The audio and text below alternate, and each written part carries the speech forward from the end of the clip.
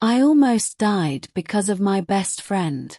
And the worst part, he doesn't even know what he did to himself by trying to destroy me. Let me tell you everything. My name is Romu. I am a farmer's son from a small village where everyone knows everyone, where the same families have lived on the same land for generations, where your reputation is the only currency that actually matters. My father left us early, too early, and when he went, he left behind two things. A small piece of land. And my mother. That's it. That was our entire inheritance. A few acres of dry earth and a woman with tired eyes and the strongest spirit I have ever seen in any human being.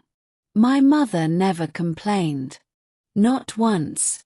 Not about the hunger, not about the loneliness, not about the back pain that came from years of bending over in the fields doing work that should have been done by a younger person, not a woman past 50. She would wake before dawn, cook whatever little we had, and send me out to the land with a full stomach even when hers was empty. I found out about that years later. She had been giving me her portion of food and telling me she had already eaten. For years. While I went to sleep at night thinking everything was fine, she was lying in the dark running her fingers over an empty stomach, quietly praying that God would be kind to us. When I found that out, something broke inside me. And something hardened at the same time. I swore to myself that one day I would give her a life she deserved. Good food. Rest. Warmth. Dignity. I didn't know how. I didn't have money or connections or education beyond the village school. But I had that land my father left, and I had two hands, and I had the kind of desperation that either destroys a person or builds them into something unbreakable. That year the rains came wrong. They came late and then they stopped too soon and the crops dried up in the fields before they had a chance to become anything. The previous year had been the same. 2 bad harvests in a row. No savings left. No emergency fund. We had never had one. Just the land and the tools and the absolute necessity of planting something and watching it grow. It was during this time that I leaned hardest on Papu. Papu was my neighbor. We had grown up together, same village, same lanes, same childhood games in the same dirt. He was funny and loud and big-hearted in the way that some people are, the kind of person who fills a room with noise and warmth the moment he walks in. I trusted him completely. He was not just a neighbor. He was the closest thing I had to a brother. One morning I needed to go to the market. There was something urgent I had to arrange, seeds or supplies. I can't remember exactly, but it couldn't wait, and I had not yet plowed my field. I went to Papu and asked him a favor. Brother, I said, I have to get to the market and it can't wait. Can you plow my land today? I'll do yours tomorrow, I promise. He didn't hesitate for even a second. Go, he said. I'll handle it. Your field will be ready when you get back. That was Papu. That was the man I knew. I went to the market. I came back at sunset. And when I walked to my field, I stopped and just stood there. He had done it. The whole thing. Every row plowed clean and even, the soil turned up dark and ready, all the work of an entire day done by a man who had his own land to worry about, his own struggles, his own mother and his own empty evenings. He had given me his whole day without being asked twice. I called out to him across the field and he waved and grinned like it was nothing. Like it was just what people did for each other. That night I thought about how lucky I was to have a friend like that. I thought about how rare that kind of goodness is. And I promised myself, quietly, inside, where promises actually live, That I would be that kind of person too. That when Papu needed me, I would be there. But life has a way of testing every promise you make. Papu was generous. Almost dangerously so. He helped everyone, not just me. Karam Kaka, the old man in the village who was too old to work his fields anymore, had somehow convinced Papu to plough his land after finishing his own. Every day Papu would do double the work. His own land first, then the old man's. I saw this one morning and I told Papu directly. I was honest with him, that's the kind of friendship we had. I told him the old man was taking advantage of him. That he was making Papu do his work because he was too clever to do it himself. Papu laughed it off. His age is real, brother. He can't do it himself. He's not as helpless as he acts, I said. Straight fingers don't scoop out butter. You have to bend your finger to get it. He's bending you. Papu shook his head. My mother says we should help people. God sees everything. My time will come. I wanted to argue more but I didn't. That was his faith. His mother had raised him on it just like mine had raised me. I respected it even when I worried it would be used against him. What I didn't know then, what I couldn't have imagined, was that the person who would eventually try to use Papu's goodness against him would turn out to be much closer than Karam Kaka. It would be me. Not intentionally. I want to be clear about that. I didn't set out to hurt him. But in the months that followed, as the hardship deepened and the money dried up completely, I became someone I didn't fully recognize. Someone calculating. Someone watching for angles. Someone who heard about good fortune and immediately thought about how to redirect it toward himself. Let me tell you about the dreams. We both had dreams. Papu told me about his one morning at the edge of his field. His eyes were wide, voice still carrying the wonder of sleep. He said he had dreamed that gold coins were buried beneath his land. Real gold. A whole pot of it. Underground. Waiting. And this is the part that still embarrasses me to say out loud, I had the same dream. Or something close to it. I dreamed of money raining down from the sky, falling over me in thick golden sheets, while my mother stood nearby and smiled.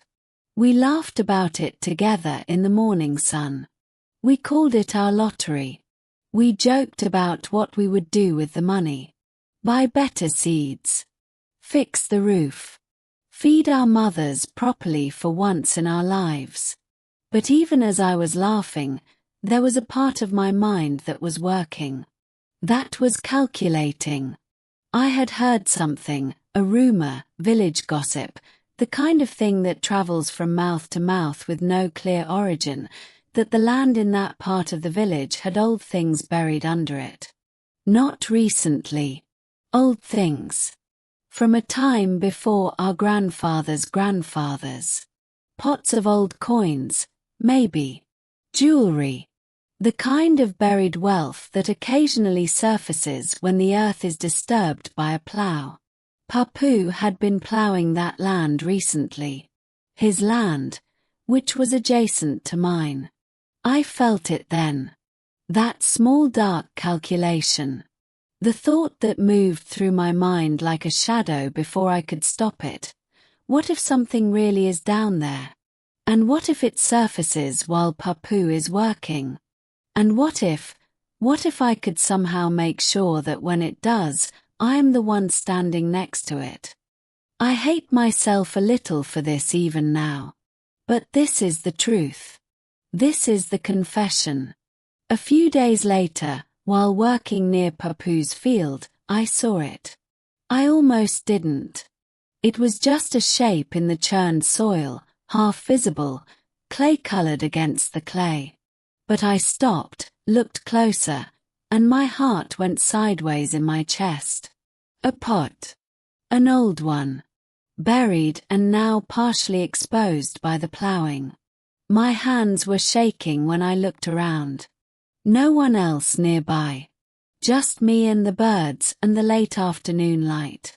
I dug it out carefully. It was heavier than I expected. Something shifted inside it when I tilted it, a solid, heavy shifting that made a sound like promise.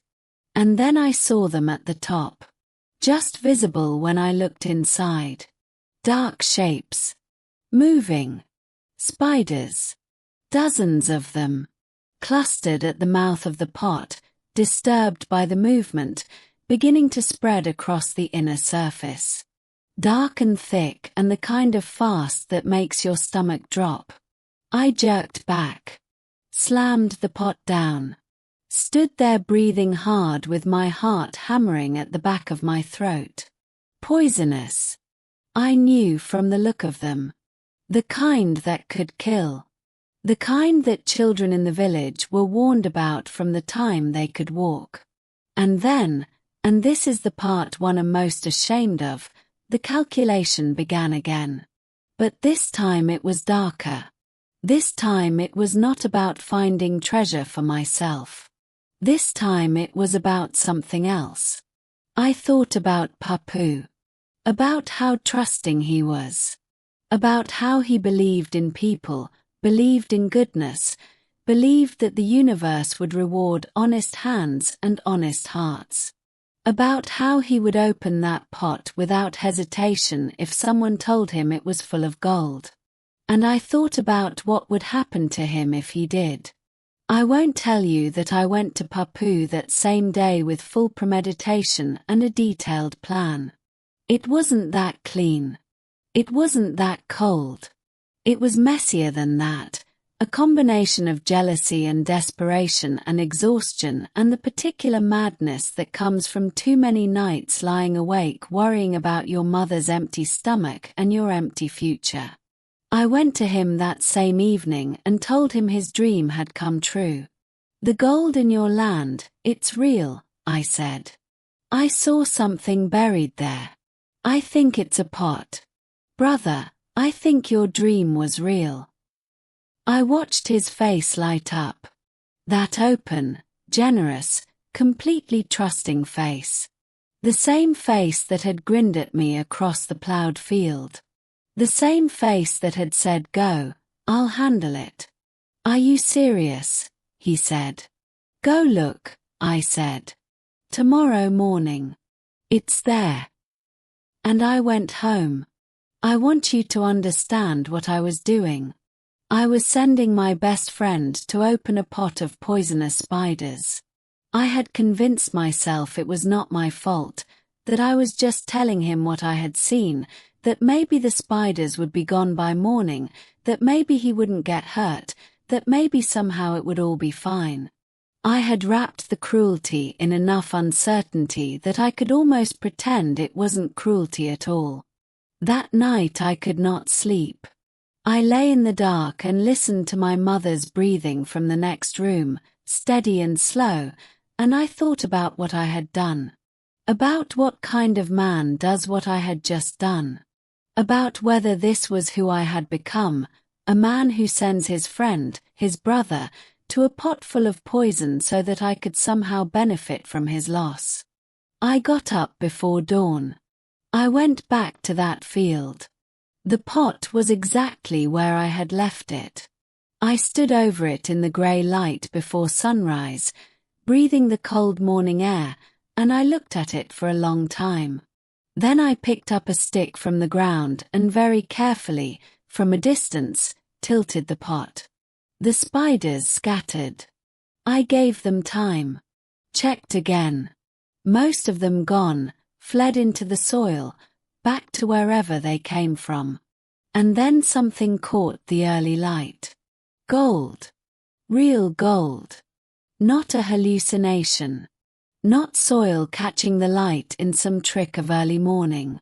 Round, heavy, clearly ancient coins, dozens of them, maybe more, filling the bottom half of that pot with a shine that felt almost impossible. The spiders had been sitting on top of a fortune. I sat down right there in the dirt and I stayed there for a long time. Breathing. Thinking. Feeling something I didn't have a name for at the time but which I now understand was the exact moment my character was being decided. On one side, I could take the pot. Walk away with it. Tell no one.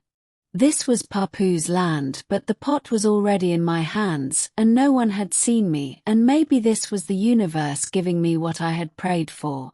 On the other side, Papu, who had ploughed my field without complaint, who gave his days to an old man without expectation, who had lit up like a child when I told him his dream might be real.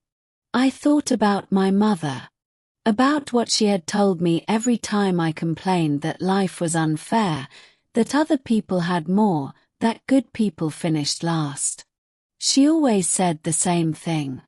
Every time without variation.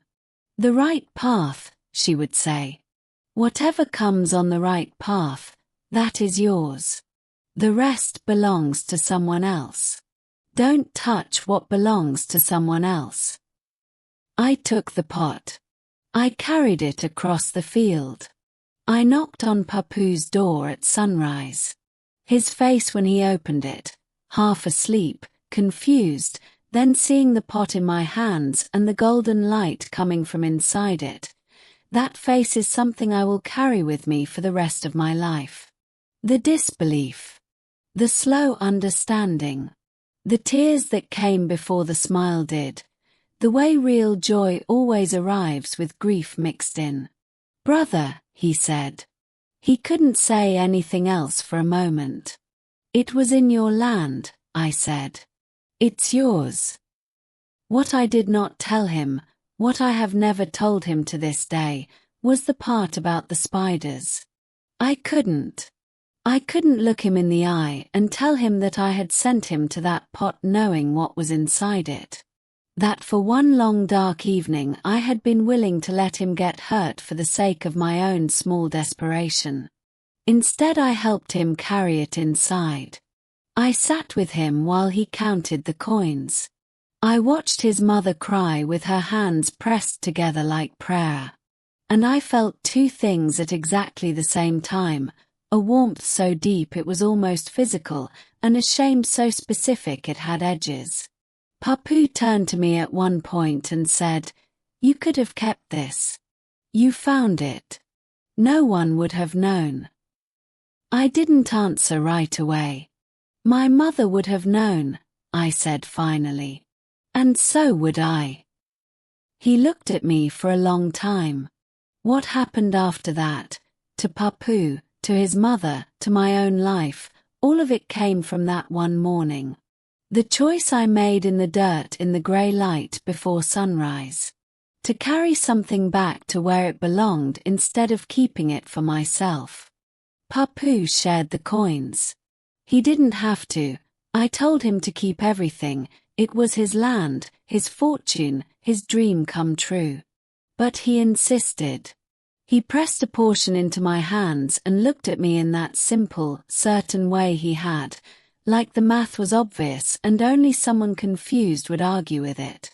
That money, his share of it, bought me seeds. Good seeds, enough to plant properly and plant fully. The crop that came up that season was the best I had ever grown. The kind of harvest that makes you stand at the edge of your field in the evening light and feel something that words are not quite big enough to hold.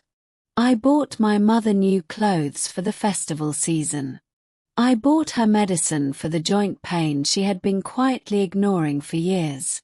I bought proper food, not just rice, but vegetables and fruit and sometimes milk, and I watched her sit down to eat a full meal without hiding half of it away from me.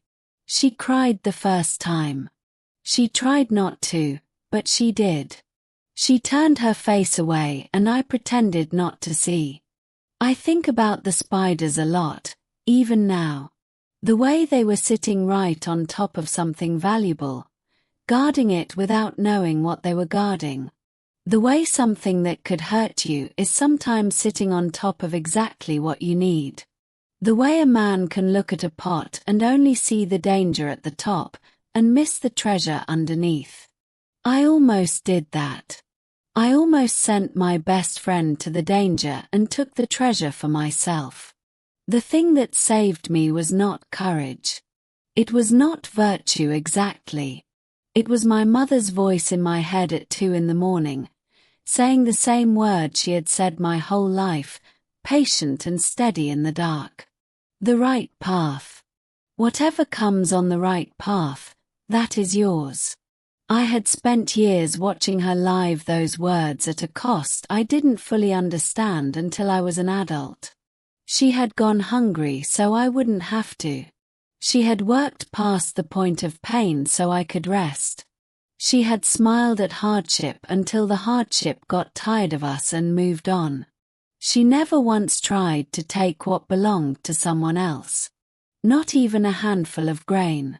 Not even a moment of someone else's good fortune. And because of that, because she had handed me her values more completely than she had ever handed me food or money, I made the right choice that morning. Not easily. Not without the dark night before it. But I made it. I have never told anyone the whole story. Not Papu, not anyone. Not the part about sending him there knowing what was inside. That is mine to carry. A private weight. A reminder of who I almost became on the worst night of a difficult year. But I'm telling you now. Because this is the kind of story that doesn't exist if you only tell the clean version. My mother says God sees everything. I believe her. Not because I have seen God, but because that night in the dark, when I made the choice that I made, something was watching. Maybe it was just me. Maybe that is enough. Maybe the most important witness to who you are is always yourself. And maybe the most powerful revenge against a hard life is not to let it make you hard. Is to carry your mother's voice through the dark years until you come out the other side still holding it. Still holding something worth keeping.